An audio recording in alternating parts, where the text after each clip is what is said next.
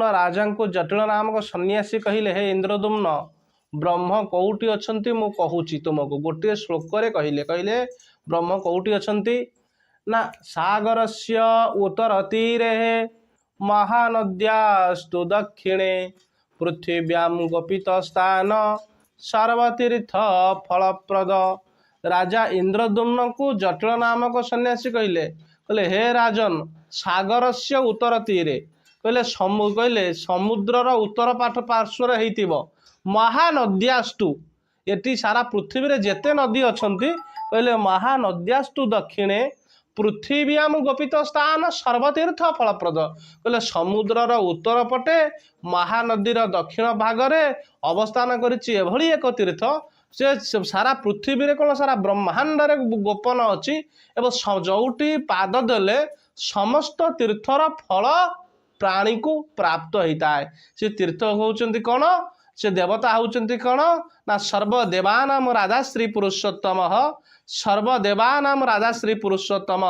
सर्वक्षेत्राणाम राजा श्री पुरुषोत्तम देव न जानाति कुतः मनुष्य सबु देवता में मानक भितर जगन्नाथ महाप्रभु होउचंती राजाधिराज सबु क्षेत्र मानक भितर पुरुषोत्तम क्षेत्र होउची श्रेष्ठ क्षेत्र। आज प्रतिकार मु आपण मानकु कहूची जति भक्त अछंती एटी जदि आपणक घर पाखरे किए निसंतान थिबो बा आपणक परिवार भितर किए निसंतान थिबो मेडिकल आयुर्वेदिक होमियोपैथिक ग्रह पूजा करिथबो जेते प्रतिकार कले तांको संतानटी प्राप्त हेई पारु नथिबो जदि को मारटी ता झियोटी बाहा करिछि ता झियर जदि किछि पिला छुआ न होउछि से झियो जेतिकी वेदना पाउछि ता माँ बापा मध्य सेतिकी वेदना पाउछंती पुअर मध्य सैया तेणु ये सब समस्या जदि होउनथिबो संतान ये प्रतिकार द्वारा निश्चिंत संतान लाभ हेबो किभली भाबरे कौनसी पूर्णिमा तिथि हो दशमी तिथि हो एवं ये पूर्णिमा किंवा दशमी तिथि रे जगन्नाथ मंदिर को जीवे तुलसी अर्पण ठाकुर को करेंगे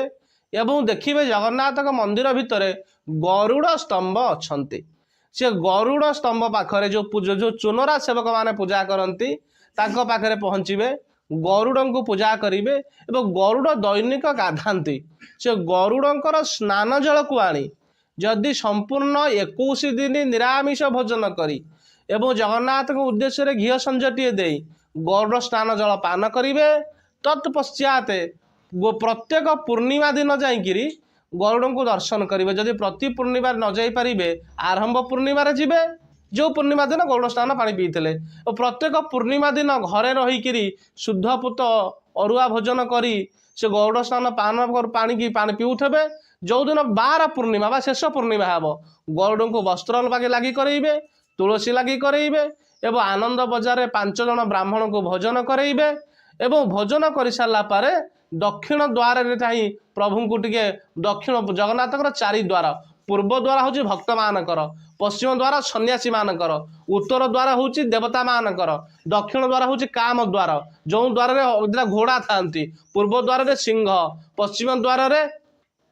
जो पश्चिम द्वार हाथी उत्तर द्वार हाथी पश्चिम द्वार बाघ दक्षिण द्वार था घोड़ा काम द्वार रही एवं दक्षिण द्वार विशेषत्व कौन देखिए दक्षिण द्वार मंदिर बेढ़ा यदि आप देखिए नीलचक्र को देखिए प्रवेश कलापर नीलचक्र बहुत पाखे देखा जाए से चक्र नारायण को मन भितर प्रार्थना करेंगे हे महाप्रभु आम कोल दोष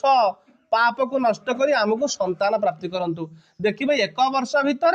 निश्चिंत निसंतान व्यक्ति मानकर संतान प्राप्ति हेबो जदि ता कर्म रे नाही जदि ता भाग्य रे नाही भगवान चाहिए कौन करती मोर गुरुदेव गोटे सुंदर पद लिखिंट